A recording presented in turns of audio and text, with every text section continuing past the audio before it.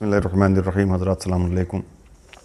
حضرت صلی اللہ علیہ وآلہ وسلم کی شہادت کے بعد جو واقعات رونما ہوئے ان میں کچھ ایک واقعات جو بہت اہم ہیں کہ جن کو جاننا بہت ضروری ہے، انہی میں سے ایک ہے فدق کا مسئلہ، کہ جس کو عام طور سے مشہور یہ ہے کہ باغ فدق کہہ کے پکارا جاتا ہے، نام لیا جاتا ہے۔ حالانکہ یہ سمجھ لینا چاہیے کہ ایک باغ نہیں ہے بلکہ ایک بڑا علاقہ ہے کہ جس میں کئی باغ تھے، لیکن عام طور سے مشہور ہو گیا باغ فدق، تو اسی نام سے لوگ جانتے ہیں۔ بہرحال آج ایک تھوڑی سی اس پر نظر ڈالتے ہیں اور انشاءاللہ اگلے ویڈیوز میں مکمل اس پر بات ہوگی کہ فدق ایک سرسبز و شاداب علاقہ تھا جو یہودیوں کی ملکیت تھا۔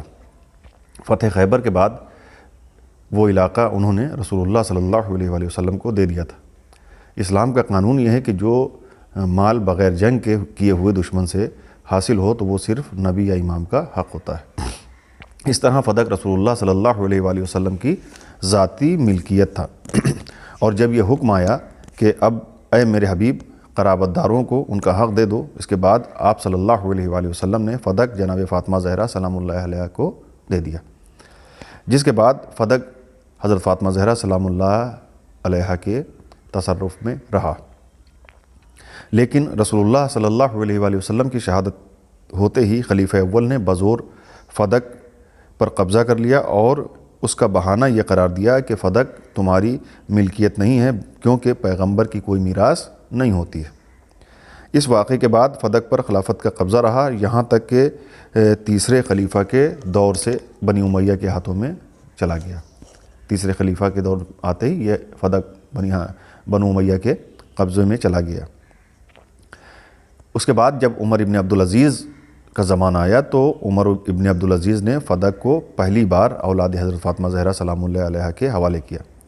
جب فدق حضرت فاطمہ زہرا سلام اللہ علیہ کے اولاد میں واپس کیا گیا، جب آپ کے بیٹوں میں واپس کیا گیا، تو اس وقت بعض علماء اور عوام الناس نے یہ کہہ کر اعتراض کیا کہ ایسا کرنے سے شیخین کی تکذیب ہوتی ہے، لہٰذا فدق اولاد فاطمہ زہرا کے سپرد نہ کیا جائے۔ یعنی اس دور میں بھی آسانی سے فدق اولاد حضرت فاطمہ زہرا سلام اللہ علیہ کے ہاتھ میں نہیں آیا، بلکہ وہاں پر بھی اس بات پر اعتراض کیا گیا کہ ایسا کرنے سے شیخین کی تکذیب ہوتی، کیونکہ انہوں نے فدق جناب فاطمہ زہرا سلام اللہ علیہ سے یہ کہہ کر لے لیا تھا کہ نبی کی کوئی میراث نہیں ہوتی ہے۔ اس پر عمر ابن عبدالعزیز نے کہا کہ مجھے اچھی طرح معلوم ہے کہ فدق جناب فاطمہ زہرا سلام اللہ علیہ کی ملکیت تھا، پس کیوں ان کے اختیار سے چھین لیا گیا۔ اس کے بعد فدق حضرت امام محمد باقر علیہ السلام کے حوالے کر دیا۔ کافی دنوں تک فدق اولاد جناب فاطمہ زہرا سلام اللہ علیہ میں رہا، اور جب یزید ابن عبد الملک بن مروان کا زمانہ آیا تو اس نے فدق کو اولاد جناب فاطمہ زہرا سلام اللہ علیہ سے پھر چھین لیا۔ اس طرح فدق ایک بار پھر بنی امیہ کے قبضے میں چلا گیا۔ جب حکومت بنی امیہ کے ہاتھ سے چلی گئی اور بنی عباس کے قبضے میں آ گئی تو فدق پر بنی عباس کا قبضہ ہو گیا۔ جب عباسی خلیفہ احمد صفاح کا زمانہ آیا تو اس نے فدق کو اولاد جناب فاطمہ زہرا سلام اللہ علیہ کے حوالے کر دیا۔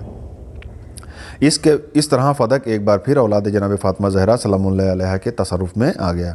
لیکن جب منصور دوانیقی کا زمانہ آیا تو اس نے پھر شیخین کی تقلید کرتے ہوئے فدق کو اولاد حضرت فاطمہ زہرا سلام اللہ علیہ سے چھین لیا۔ اس کے بعد منصور دوانیقی کے بیٹے مہدی عباسی نے پھر فدق کو اولاد جناب فاطمہ زہرا سلام اللہ علیہ کے حوالے کر دیا، اور اس طرح فدق کافی عرصے تک ملکیت اولاد جناب فاطمہ زہرا سلام اللہ علیہ میں رہا۔